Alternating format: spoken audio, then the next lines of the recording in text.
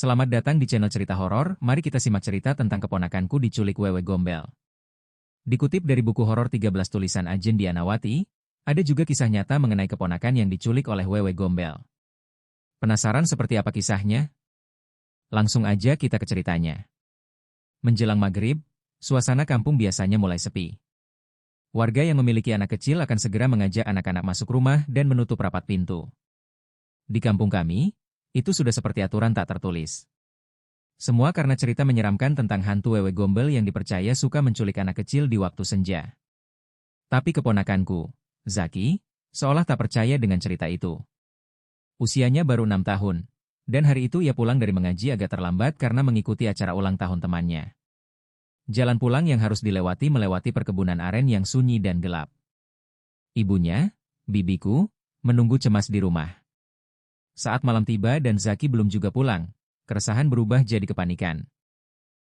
Bersama suaminya, mereka mulai mencari ke rumah teman-teman Zaki, tapi hasilnya nihil. Ketika jam menunjukkan pukul 10 malam, warga pun turun tangan membantu pencarian. Isu yang beredar, Zaki diculik Wewe Gombel.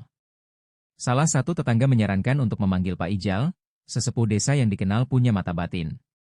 Menurut Pak Ijal, Zaki tak jauh dari rumah, ia berada di area kebun aren. Warga pun membawa obor dan peralatan dapur, mengetuk-ngetukannya sambil memanggil nama Zaki.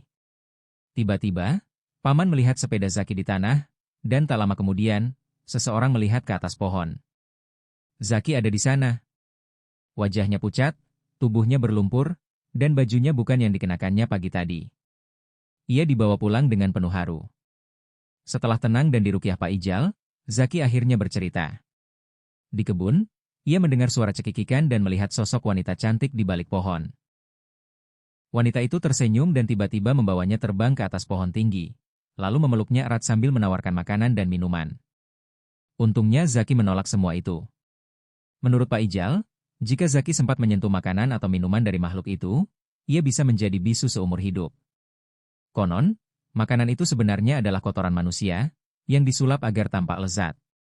Sosok hantu itu dipercaya sebagai arwah Omas, wanita mandul yang dulu dibuang suaminya dan akhirnya bunuh diri secara tragis.